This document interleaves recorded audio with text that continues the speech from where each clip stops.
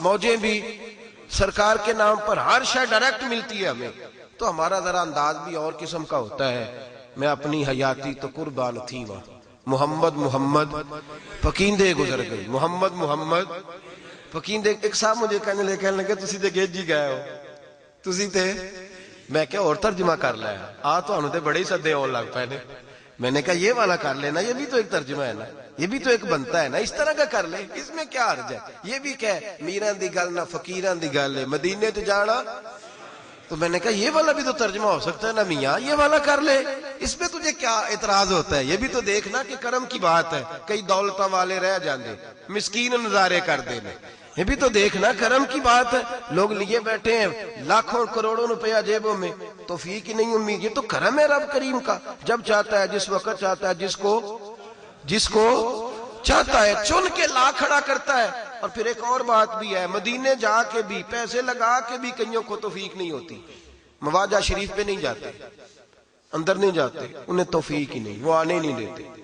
داخل 313 منافق بھی تھے نا، نبی پاک کے پیچھے نماز پڑھتے تھے، لیکن منافق کے حضور کی تربیت میں تو کمی نہیں تھی نا، معاذ اللہ، رسول پاک کے فیضان میں کوئی کمی، حضور کی تقسیم میں کوئی کمی، وہ چونکہ منافق تھے تو لہذا منافق کے منافق ہی رہے، انہیں کچھ نصیب اندر نفاق تھا۔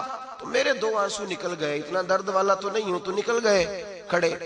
تو میرے پاس آیا، کہنے لگا مولوی تو کب سے کھڑا ہے یہاں؟ اردو سپیچ تھا، کب سے کھڑا ہے؟ حضور کی جو محبت ہے وہ اتباع میں ہے، رونے میں تو محبت نہیں۔ تو میں نے کہا ویسے سچ بچائیں، رونے میں محبت نہیں، رونے میں محبت ہے۔ اور میں کہتی تھے اپنے منڈے نو دی غلطی تو 4 چنڈا مار کے دوجے کمرے جو رون لگ پئی دے، محبت ہوتی ہے نا، والد مارتا ہے بیٹے کو اس کی غلطی پہ، بعد میں خود رونے لگ جاتا ہے۔ اصل بات کیا ہے کہ بیٹے سے ہم تو بچے کی محبت میں اس کو سزا دے کے رو پڑتے ہیں، رونا محبت نہیں۔ کہنے لگا جی رونا میں بھی محبت ہے، رونے میں بھی محبت ہے تو صحیح۔ میں نے کہا مانتے ہو؟ کہنے لگا ہاں۔ تو میں کہتی آ پھر دومی روئیے، ادھر آ، ہے نا محبت، ادھر آ، دونوں مل کے روتے ہیں، آ جا تو بھی آ۔ لیکن تو رو سکتا، تو نہیں رو سکتا، اس کی وجہ یہ ہے کہ تو یہاں حاضری دینے نہیں آیا، ڈیوٹی کرنے آیا ہے۔ تیرا اور میرا فرق ہے، تو ڈیوٹی کرنے آیا ہے اور میں حاضری دینے آیا ہوں۔ تو ڈیوٹی کرنے آیا اور میں خیرات لینے آیا۔ تو سمجھتا ہے میں صاحب ہوں یہاں کھڑا، اور میں سمجھتا ہوں میں گداگر ہوں۔ صاحب اور گداگر میں فرق ہوتا ہے۔ تو میں نے کہا یہ فقیری ہے، یہ گداگری ہے، گداگر نے رونا ہی ہوتا ہے۔ اور پھر میں نے کہا تو نیکوکار ہے، تو کیسے روئے گا؟ اور مجھے تو پتہ ہے نا، پتہ سارا ہے سردار نو کیتیاں دا، تو مجھے تو خبر ہے نا، من نہ شیخ سعدی کہتے ہیں من دانم کے من دانم، جو میں ہوں اس کا مجھے پتہ، تو مجھے تو نظر آ رہا ہے، مجھے تو اپنا سارا چٹھا نظر آ رہا ہے، خبر ہے کہ کیا ہوں، یاد ماضی عذاب ہے یا عرب، تو مجھے تو خطائیں ایک ایک کر کے نظر آتی ہیں، تو میں تو بخشوانے آیا ہوں، تو صاحب ہوگا بڑا، تو کیسے روئے گا؟ میرے محبوب کریم علیہ السلام۔ اور پھر یہ چند لوگوں کی بات ہے، چند لوگوں کی، معاذ اللہ، چند لوگوں کی، جو وہاں بیٹھ کے مسجد نبی میں بھی کہتے ہیں معاذ اللہ، نبی پاک کے روزے پہ آتے ہو تو حضور کے لیے دعا کیا کرو، استغفر اللہ معاذ اللہ، جو وہاں بیٹھ کے بھی عبداللہ بن نبی سلول والا عقیدہ بدل نہیں سکے آج تک۔ وَمِنَ النَّاسِ مَن يَقُولُ آمَنَّا بِاللَّهِ وَبِالْيَوْمِ الْآخِرِ وَمَا هُمْ بِمُؤْمِنِينَ، آج تک وہیں اڑے ہوئے ہیں کہ نبی پاک کے لیے دعا کریں۔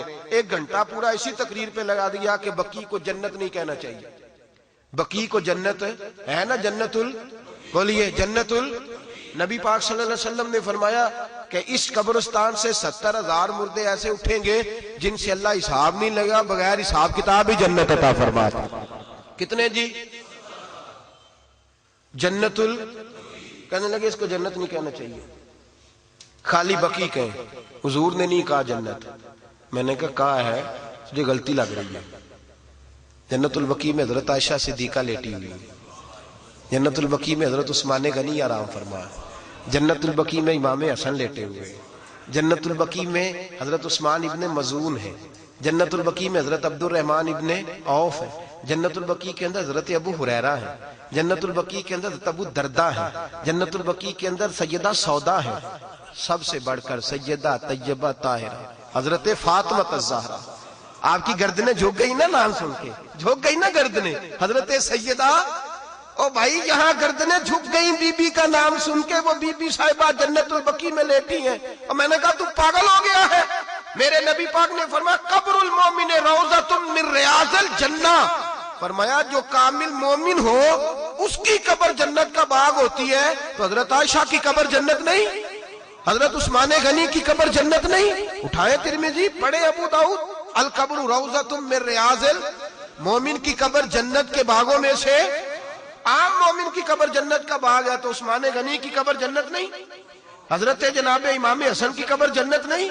بی بی سیدہ فاطمہ الزہرا جو جنتی نہیں، صرف میرے نبی نے فرمایا میری فاطمہ تو جنتی عورتوں کی سردار ہے، جنتی عورتوں کی الفاطمہ تو سیدۃ النساء اہل الجنہ، جو جنتی عورتوں کی سردار جہاں لیٹی ہے وہ جنتی نہیں؟ اور جس کو میرے نبی نے 3 دفعہ جنت دی، عثمان فی الجنہ، عثمان فی الجنہ، عثمان 3 دفعہ حضرت عثمان غنی کو جنت ملی، اس عثمان غنی کی قبر جنت نہیں؟ اور امام حسن کے بارے میں فرمایا الحسن والحسین سید الشباب اہل الجنہ، حسن اور حسین جنتی جوانوں کے، تو وہ جگہ جنت نہیں جہاں وہ آرام فرما ہے؟ عجیب تیرا انداز ہے، عجیب تیرا طریقہ ہے، عجیب تیرا۔ اور پھر یہ چند لوگوں کی بات ہے، عقیدت مندوں کا کیا حال ہے؟ میں چائے کا بڑا شوقین ہوں، میرے دوست جانتے ہیں چائے کی۔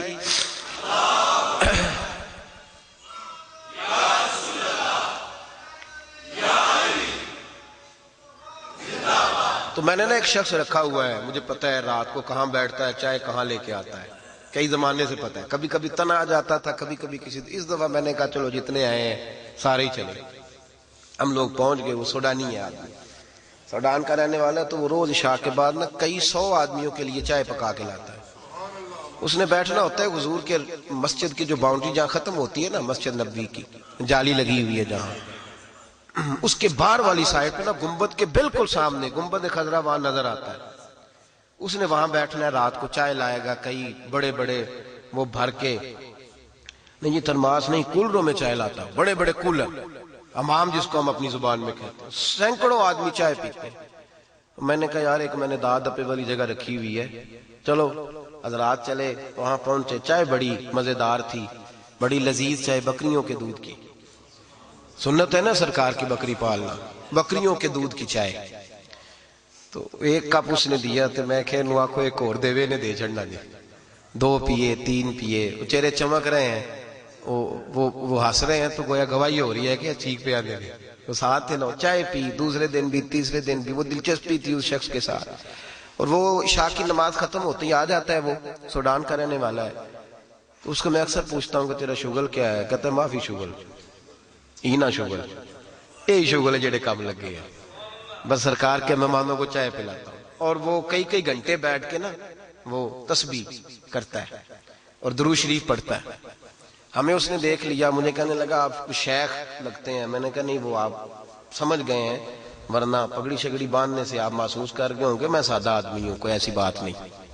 کہنے لگا نہیں کوئی نعت سنائے، تو اب وہ عربی ہے، ہم اردو اور پنجابی جاننے والے، تو جتنی نعتیں عربی تھی چند، ملا جامی نسیمہ جان بے بتہا گزر کن با احوالم محمد راخب، اور ایک فکرہ ملا جامی کا اور بھی ہے، وہ کہتے ہیں غریبم بے سہارا خاک سارم یا رسول اللہ، نگاہ یا رسول اللہ نگاہ۔ تو ایک لفظ بڑا حسین ہے جو گنبد خضرا پہ پہنچ کے انہوں نے پڑھا تھا، کہنے لگے گناہ گارم شرم سارم، گناہ گار بھی ہوں، شرم فارسی اور عربی میں گناہ گار بھی ہوں، اور گناہ گارم شرم بہر امیدوارم یا رسول اللہ، حضور گناہ گار ہوں، شرمسار ہوں، پر امیدوار بھی ہوں کہ آپ نے معاف بھی کرنا ہے۔ اور وہ ایک وہ پڑھی، پھر میں نے کہا قصیدہ بردہ شریف پڑھ لو، اب اس کو عربی سمجھ آئے گی، تو مولا یصلی وسلم دائما، تو ایک شعر میں پڑھتا تو اس سے اگلا وہ شروع کر دیتا، پھر ایک میں پڑھتا تو اس سے اگلا وہ شروع کر دیتا، وہ دیر تک محفل جمی رہی۔ اب ہم چونکہ اجمی لوگ ہیں، عربی تو ہے نہیں، اس کے بعد شیخ سعدی کو پڑھنے لگے، یا صاحب الجمال و یا سید البشر من وجہ کل منیر لقد نور، حضرت ابو طالب کی لکھی ہوئی ایک ربائی ہے عربی میں، وہ بات لمبی ہو جائے گی، چند میں نے وہ پڑھی، جتنی گنجائش تھی، جو کچھ اس وقت ماں حاضر تھا، مستحضر تھا ذہن میں، وہ پڑھا۔ توجہ ہے آپ حضرات، کبھی کبھی بات بنی ہوتی ہے، تو بات بنی ہوئی تھی، محفل جام گئی، کہنے لگا اور سنائے، میں کیا ان ساڑھی عربی ختم ہو گئی، انی سی